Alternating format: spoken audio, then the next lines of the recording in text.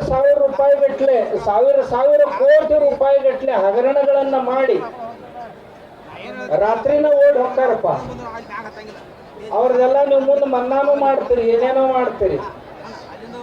ಮತ್ತ ಅವರೆಲ್ಲ ಹಗಲತ್ತ ರಾತ್ರಿ ನಿಮ್ಮೆಂದ ಇರ್ತಾರ, ಏನೇನೋ ಮಾಡ್ತೀರಿ. ಅಂಥವ್ರ ಸಲುವಾಗಿ ಯಾವ್ದು ಬೇಕಾದ್ದನ್ನು ಮಾಡ್ತೀರಿ.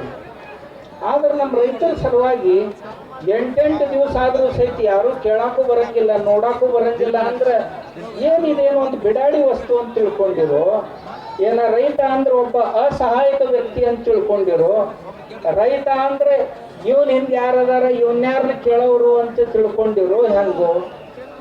ದಯವಿಟ್ಟು ಸರ್ಕಾರದವ್ರು ಈ ರೀತಿ ತಿಳ್ಕೊಂಡಿದ್ರಿ ಅಂದ್ರೆ ಅದು ನಿಮ್ಮ ಮಹಾಪರಾಧ ಆದೀತು ಅಂತ ನಾನು ತಮ್ಮನ್ನು ಎಚ್ಚರಿಸಲಿಕ್ಕೆ ಪ್ರಯತ್ನ ಪಡ್ತೀನಿ. ದಯವಿಟ್ಟು ಹಾಗೆ ಮಾಡಬೇಡಿ. ನೋಡ್ರಿ, ಬಹಳಷ್ಟು ಎಲ್ಲರೂ ಕೂಡ ಭಾಗವಹಿಸರು. ವಿಶೇಷವಾಗಿ ಕೊಡಗು ಸಂಘಕ್ಕೆ ಅವರು ಬೆಂಬಲ ಕೂಡ ಬಂದರು. ದಯವಿಟ್ಟು ಎಲ್ಲರೂ ಜೋರಾಗಿ ಚಪ್ಪಾಳೆ ಮುಖಾಂತರ ಅವರನ್ನ ಗೌರವ ರಾಮೇಗೌಡ ಅಂತ ಹೇಳಿ ಬರ್ತಾ ಇದ್ದಾರೆ. ದರ್ಶನ್ ಪುಟ್ಟಣ್ಣಯ್ಯ ಅವರು ಕೂಡ ಎಲ್ಲ ರೈತಪರ ಸಂಘಟನೆಗಳು, ಹೈಕೋರ್ಟ್ ವಕೀಲರು ಕೂಡ ಬರ್ತಾ ಇದ್ದಾರೆ. ನಾಳಿನ ಎಲ್ಲ ನಾಳೆ ಹೋರಾಟಕ್ಕೆ ಬೆಂಬಲ ಸೂಚಿಸಲಿಕ್ಕೆ ಎಲ್ಲರೂ ಕೂಡ ಇವತ್ತ ರಸ್ತೆಗೆ ಬರಲಿಕ್ಕೆ ರೆಡಿಯಾಗಿದ್ದಾರೆ. ಇವತ್ತ ರಾಜ್ಯದಾಗ ಪ್ರತಿಭಟನೆಯನ್ನು ನಾಳೆ ಕರೆ ಕೊಟ್ಟಿದ್ದೇವೆ. ಎಲ್ಲ ದಲಿತ ಪರ ಸಂಘಟನೆಗಳು ನ್ಯಾಯವಾದ ಮಂತ್ರಿ ಅವರು ಬಂದರು.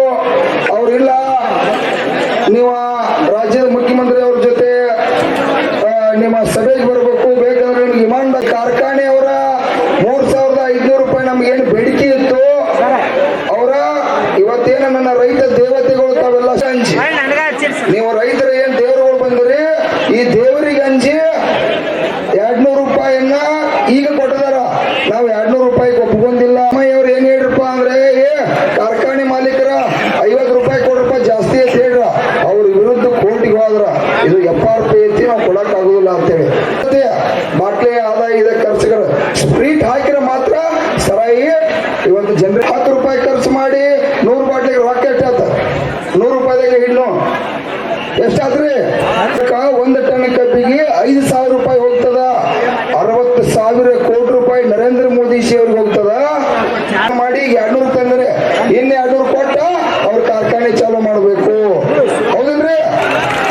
ಇದು ಬೆಂಗಳೂರುವರೆಗೆ 50 ಲಕ್ಷ ಜನ ಇವತ್ತು ರೈತರು, ಕನ್ನಡ ಪರ ಸಂಘಟನೆಗಳು, ವಿದ್ಯಾರ್ಥಿಗಳು ಇವತ್ತು ಎಲ್ಲರೂ ಕೂಡ ಬೀದಿಗೆ ಬರ್ತಾ ಇದ್ದಾರೆ. ಯಾಕಂತಂದ್ರ ಕಬ್ಬು ಬೆಳೆಗಾರರಿಗೆ ಎಷ್ಟು ವರ್ಷದ ಹೀಗಾಗಿ ನಾಳೆ 50 ಲಕ್ಷ ಜನ ಇಡೀ ರಾಜ್ಯವ್ಯಾಪಿ ಇವತ್ತು ಬಿಜಾಪುರ ಹೆದ್ದಾರಿ ಇರ್ಬೋದು, ಮೈಸೂರು, ಮಂಡ್ಯ ಘೋಷಣೆ ಮಾಡ್ತಕ್ಕಂಥದ್ದು ಆಗ್ಬೇಕು. ಶಿವಾನಂದ ಪಾಟೀಲ್ ಕೊಡ್ಬೇಕಾದ್ರೆ ಸರ್ಕಾರದ ತೆರಿಗೆ ಹಣ ಕೊಡ್ಬೇಕು. ಇವ್ರ ಮಾತು ಕೇಳುದಿಲ್ಲ, ಅವ್ರ ರಾಜ್ಯದ ಮುಖ್ಯಮಂತ್ರಿ ಮಾತು ಕೇಳಿಲ್ಲ, ನಿಮ್ ಮಾತು ಕೇಳ್ತಾರೆ. ನಿಜವಾಗಿಯೂ ನಿಮ್ ಮಾತು ಕೇಳ್ತಾರೋ? ಯಾಕಂದ್ರೆ ಇದು 3,500 ಎಷ್ಟಾದನ 5,500 ರೂಪಾಯಿ ಕಬ್ಬಿನ ಬಿಲ್. ಇವತ್ತು ಕಬ್ಬು ಬೆಳೆ ಕೂಡ 1 ಟನ್ ಕಬ್ಬಿಗೆ 5,000 ರೂಪಾಯಿ ಹೋಗ್ತತಿ. ಅಲ್ಲೂ ಕೂಡ 1,000 ರೂಪಾಯಿ ಕೇಳಿದ್ರು. ಖಾಸಗಿ ವ್ಯವಹಾರ ಐತೆ, ಅದನ್ನ ಜಿಲ್ಲಾಧಿಕಾರಿ ಜವಾಬ್ದಾರಿ ಕೊಟ್ಟು ಕಾರ್ಖಾನೆ ಅವರು ಇನ್ನೇ 200 ರೂಪಾಯಿ ಅವ್ರ ಮುಂದೆ ಒಪ್ಪಿಕೊಂಡ, DC ಅವರು ಬಂದ ಹೇಳಿ. ಅದೇ ಯಾರು ಕೂಡ ಸಾಯುದಿಲ್ಲ. ಅವ್ರ ಕಾರ್ಖಾನೆ ಅವರ ಕೊಡಬೇಕು, ಅವ್ರು ಬಂದು ಘೋಷಣೆ ಮಾಡ್ಲಿಕ್ಕಾರ ಕೇಳಬೇಡ್ರಿ. ಈ ವಿಚಾರನ ಕೇಳತ್ತು. ಕಾರ್ಖಾನೆ ಅವರಂತೂ ಕೊಡ್ಲೇಬೇಕ, ಕೊಟ್ಟ ಕಾರ್ಖಾನೆ ಚಲೋ ಮಾಡಿಸೋನು. ನಾಳೆ ನಾವು ರಾಷ್ಟ್ರೀಯ ಹೆದ್ದಾರಿಗೆ ಹೋಗ್ಬಾರ್ದಪ್ಪ ಅಂತಂದ್ರ ತಾವ 10,000 ಕೋಟಿ ರೂಪಾಯಿ ಕಬ್ಬು ಬೆಳೆಗಾರರಿಗೆ 1 ವರ್ಷಕ್ಕೆ ಪ್ಯಾಕೇಜ್